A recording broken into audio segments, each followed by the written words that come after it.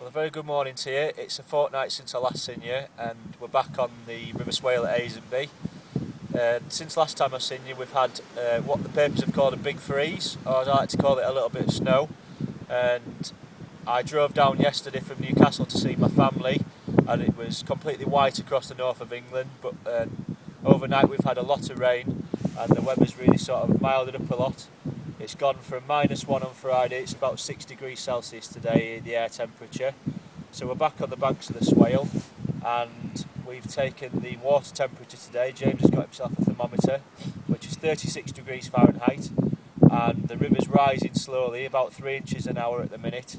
So we've come down here to have a go for the pike again before the river gets flooded. I've also brought with me a chub rod, and we're going to have a go on the maggot for those. Now, when I drove up this morning, it was dark obviously, and there was a full moon, and again that's something we're going to be looking into this year. We've read a few articles on it and keen to see if that has a bearing on the fishing. So we'll see how we do today. We're hopeful again. You know, last couple of weeks we've had fish showing and we've had fish take, so hopefully I can get myself sorted out and get a couple of fish on the bank and add to James's fish from the other day. There's been fish showing already, there's been topping. Could have been barbel, could have been chub, could have been trout, we're not sure just yet, but hopefully we'll find out today, and we'll keep you posted.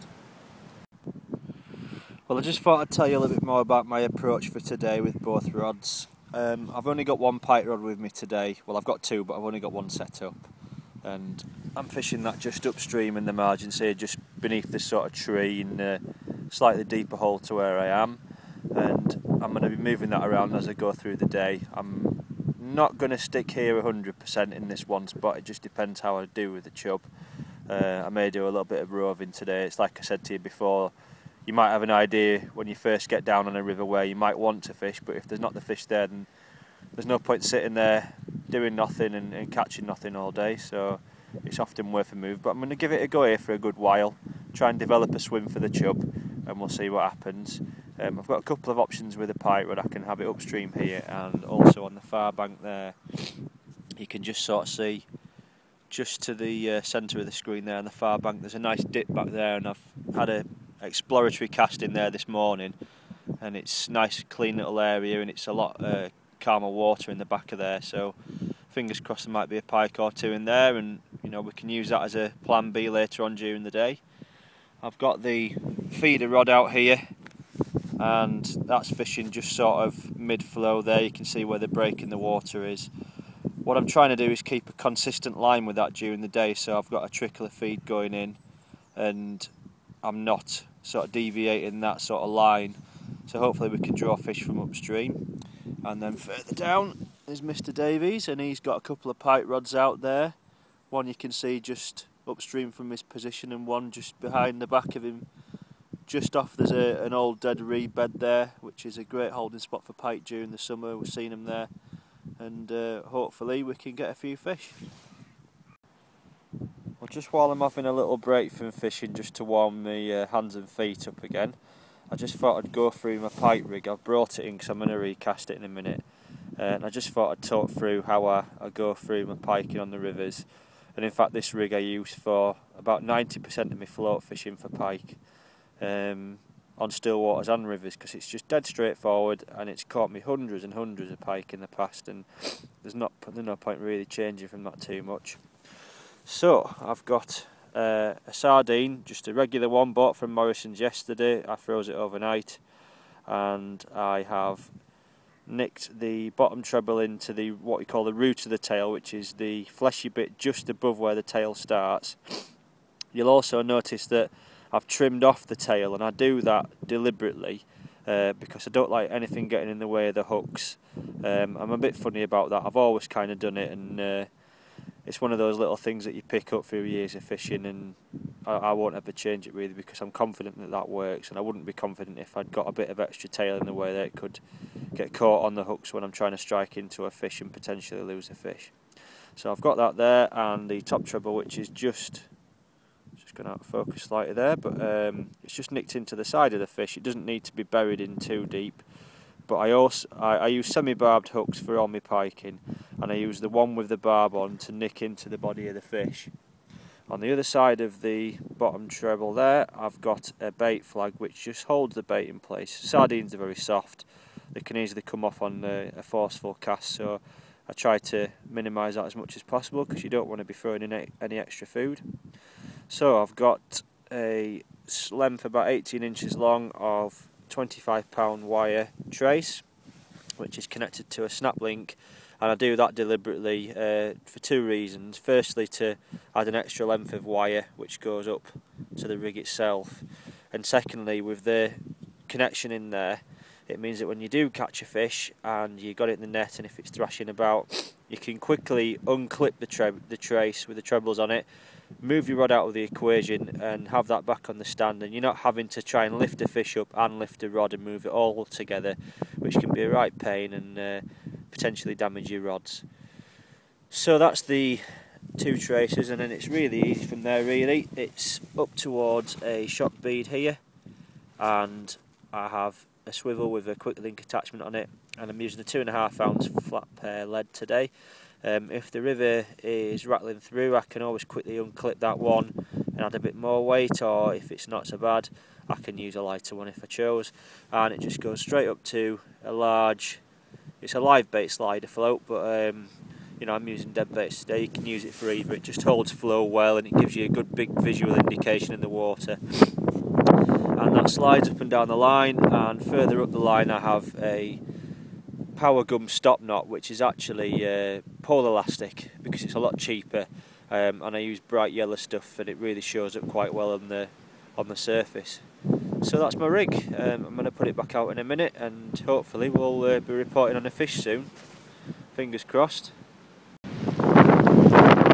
Well, the weather's taking a turn for the worse. We've come for a walk to try and find a good spot, and you'll probably be able to pick up on the sound that it's a bit windy. It's bloody freezing. I don't know what we're doing here. We're the only two people stupid enough to be here, but we're having a look, and James is fancying this spot here, a nice glide. And I've seen a spot just below this tree over there that looks more promising than where we are. So we're going to have a walk a little bit further up and then reassess. But the weatherman said it was going to be a bright, sunny, clear sky today. That isn't clear sky. And it's bloody freezing. But we're still here and we're still going to carry on. Well, we're just back from our upstream wander. The squall and the wind and the rain's just passed temporarily. We've just come back. We've only been gone about 15 minutes. But I just thought I'd show you how quickly the rivers can rise. That bank stick in the centre of the screen there, that represented the margins this morning. And it's now under about 4 or 5 inches of water, maybe a little bit more. And it just shows you just how quick it can rise since we got here. And with all that snow melt and rain from last night coming through the system, it's bound to rise some more. I mean, even my spot there, you can't really make it out too clearly from here, but it's definitely risen this morning. So we're going to go and wander further upstream near the stile. There's a couple of better looking spots. These would have been good spots had the conditions not been as they are today. So we're going to adapt and we're going to move and we're going to see if there's any fish up there. Well, as you can no doubt gather by now, I've moved swims slightly upstream from where we were before. You can see down towards the end there, there's a tree that's just going into the water. I was just the other side of that this morning and there's nothing happening, so as I said in my last video, there's nothing happening, you get up and move and try and find somewhere where it might hold fish. So I'm set up again. I've got my feeder rod out there now and I've got my pike rod down here in the margins just off this tree. James has just gone the other side of this tree another 50 or 60 yards further upstream, trying to keep close together, see if we can hit onto some fish. So we'll see what happens, but I'm going to have a cup of coffee and warm up because it's been a bit cold, and we've got a bit of sunshine now, so hopefully it'll warm up and this wind will ease off and hopefully we'll get a few fish. Well, at least something's eating my bait. A little robin. Just having some maggots.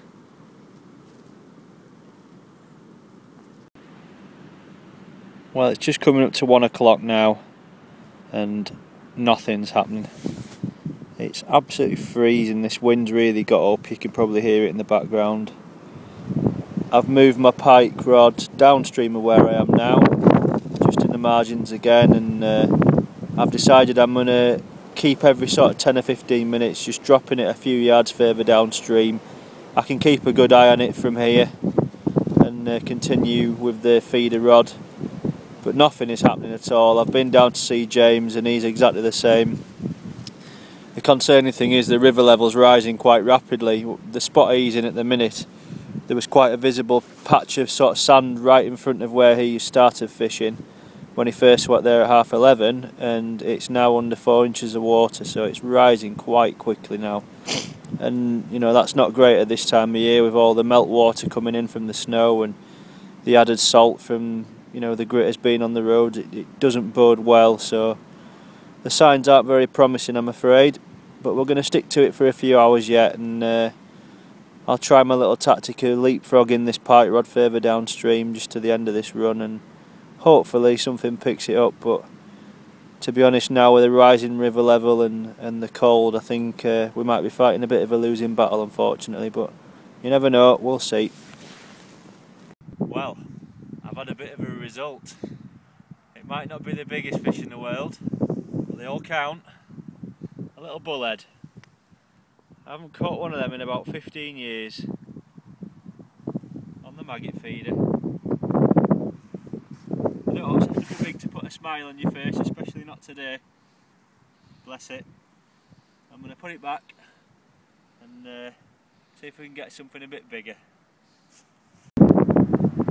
Well, unfortunately we've admitted defeat. It's a bit of a bleak day today. It might not look it now with the sun being out behind us, but it's absolutely perishing the cold. We just went through another really bad squally storm for about another 20 minutes, and we had a bit of a chat and decided there was nothing really happening. The river's rising at, you know, at a real pace at the minute, so we're fighting a losing battle. So some days, although you know you should stick to it as much as possible, some days you just know when it's best to up sticks and pack up and go home, and I get myself back up that A1 tonight now and get my tackle sorted out, probably do a few fishing jobs and get my gear ready, get some rigs tied and spend a bit of my fishing time a bit more wisely off at bank, and it means next time I'm out we've got better conditions and more organised and more prepared. So hopefully we'll have a bit of better news next time we're down on the bank with you, and hopefully we'll have a fish again and not have quite as bad weather as what we've had today. So, but you've got to be out here to catch. There's nobody else been out here today. We've given it his best shot. Everybody else has probably been sat in watching the football. So we'll try again soon and hopefully you can join us again.